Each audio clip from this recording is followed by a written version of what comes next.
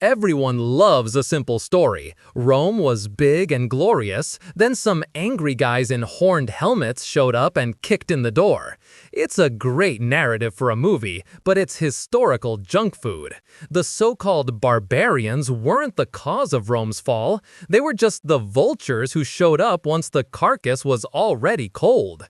The truth is far more embarrassing and, frankly, predictable. Rome didn't get murdered. It was a long, drawn-out, systemic suicide, orchestrated by a series of catastrophically bad decisions and a complete inability to see the obvious. For centuries, Rome was a machine designed to conquer and grow. But when it stopped growing, the machine started eating itself. Let's look at the receipts, shall we? Long before the final curtain call in 476 AD, the empire had a full dress rehearsal for its own collapse. Welcome to the crisis of the 3rd century, a 50-year period where being the Roman emperor was the most dangerous job in the world.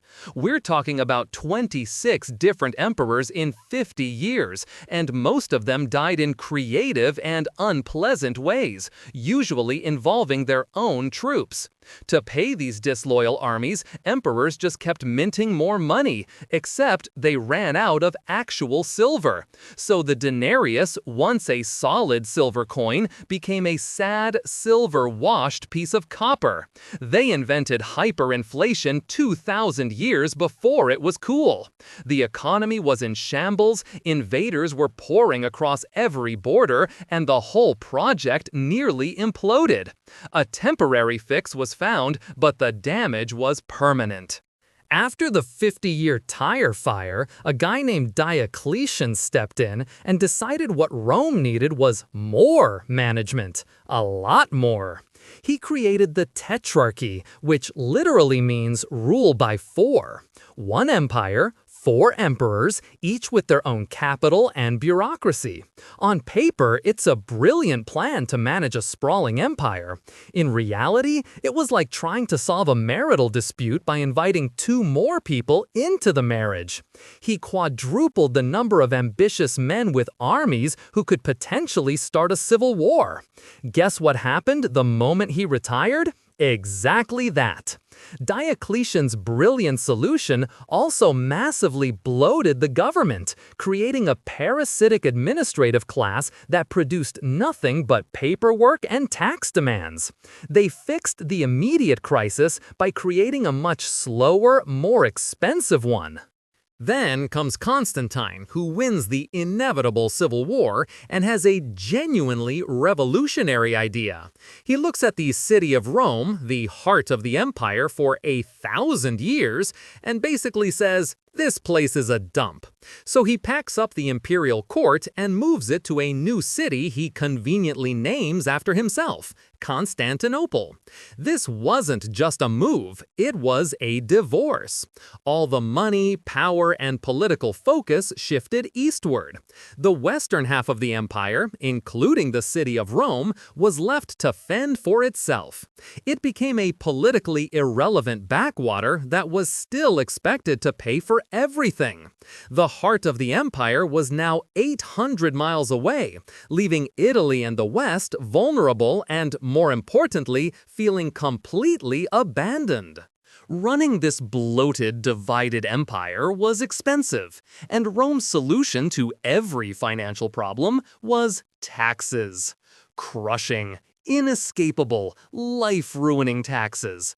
The system was so predatory that many small farmers willingly sold themselves into slavery or abandoned their land just to escape the tax collector. The government solution? A new law that bound tenant farmers, or coloni, to the land they worked, forever. Their children were also bound to the same land. Congratulations! You've just invented proto-feudalism to prop up a failing state. This destroyed social mobility and economic dynamism. Why work hard or innovate when the government will just take it all anyway? The state became a vampire, draining the economic life out of its own citizens to pay for an army that couldn't fight and a bureaucracy that couldn't govern. You've probably heard the theory that Romans poisoned themselves with lead pipes. It's cute, but it's mostly a myth. The real demographic killer wasn't lead, it was germs. Specifically, a series of devastating plagues that swept through the empire. The Antonine Plague in the 2nd century may have killed up to 10 million people. The plague of Cyprian in the 3rd century was so bad, people were literally abandoning sick family members in the streets. These weren't just one-off events. They permanently cratered the population. Fewer people meant fewer taxpayers, fewer farmers, and most critically, fewer soldiers. You can't man a 6,000-mile border when a third of your potential recruits are dead. The empire became a hollow shell, a vast territory without enough people to sustain it. With a population crisis and a constant need for soldiers, Rome turned to a solution that can only be described as hilariously short-sighted. They started hiring the very barbarians they were supposed to be fighting against to defend the borders. Entire tribes of Goths, Franks, and Vandals were hired as foederati, or federates. They were paid with Roman gold and given Roman land to defend the empire from other Goths, Franks, and Vandals. This led to the gradual barbarianization of the army. Generals had names like Stilicho the Vandal and Arbogast the Frank.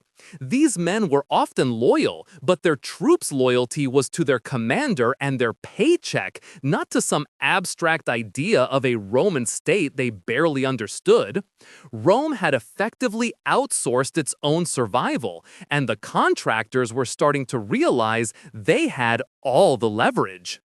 In 378 AD, this policy blew up in their faces spectacularly at the Battle of Adrianople. A large group of Goths, mistreated by local Roman officials, went on a rampage. The Eastern Emperor Valens, a man whose arrogance was matched only by his incompetence, decided to handle it himself. He was advised to wait for reinforcements from the west, but he wanted all the glory. So he charged his exhausted and outnumbered army directly at the Gothic camp. The result was one of the worst military defeats in Roman history. 2/3 of the Eastern army was annihilated.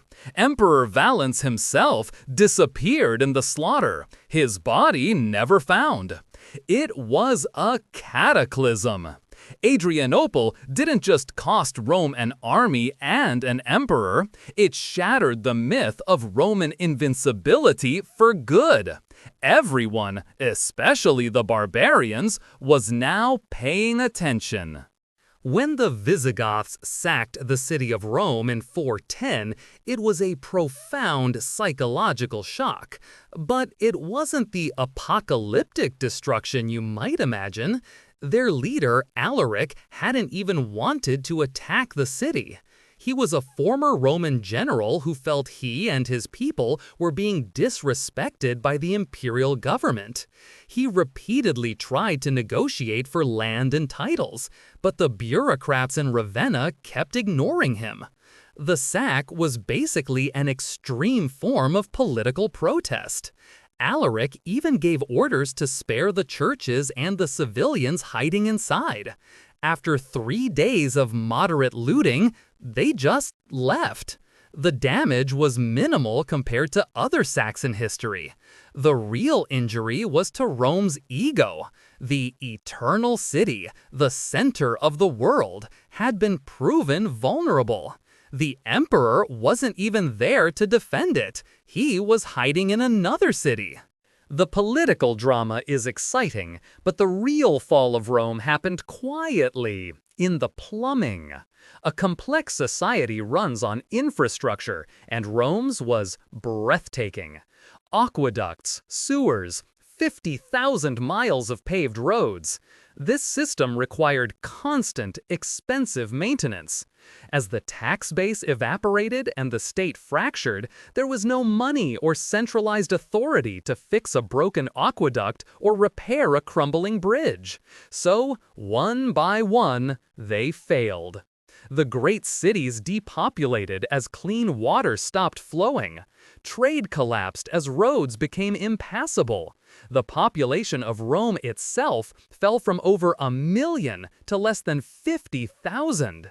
People abandoned the monumental marble forums to live in makeshift huts inside the Colosseum.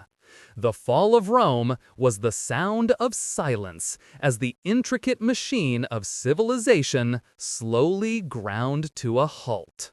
The final act in 476 AD was less of a bang and more of a sad trombone sound.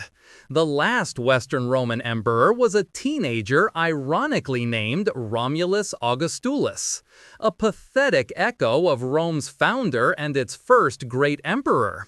He wasn't a ruler, he was a puppet installed by his father. When the Germanic chieftain Odoacer decided to take over, he didn't even bother with a dramatic assassination. He just deposed the boy, told him he was fired, and gave him a nice villa and a pension to retire to. It was the most anticlimactic end imaginable. Odoacer then gathered the imperial insignita, the fancy robes and diadem, packed them in a box, and shipped them to the Eastern Emperor in Constantinople. The enclosed note basically said, "Thanks, but we won't be needing these anymore." That's how the Western Roman Empire ended, not with a battle, but with paperwork. So, Rome wasn't murdered by barbarians, it died from 1,000 self-inflicted wounds. Political instability that made long-term planning impossible, and over-reliance on conquest for an economic model that was unsustainable. A bloated bureaucracy and a tax system so oppressive it destroyed the very people it was supposed to protect. They outsourced their military, abandoned their capital, and couldn't stop fighting each other long enough to notice the whole house was on fire. The barbarians didn't knock down a mighty fortress, they just walked into a derelict, abandoned building and pushed over what was left. It's a useful lesson in how complex societies don't just break, they slowly, painfully, and often stupidly unravel. If you enjoyed this video, please like, comment, and subscribe to our channel for more historical insights. Thanks for watching, nerds!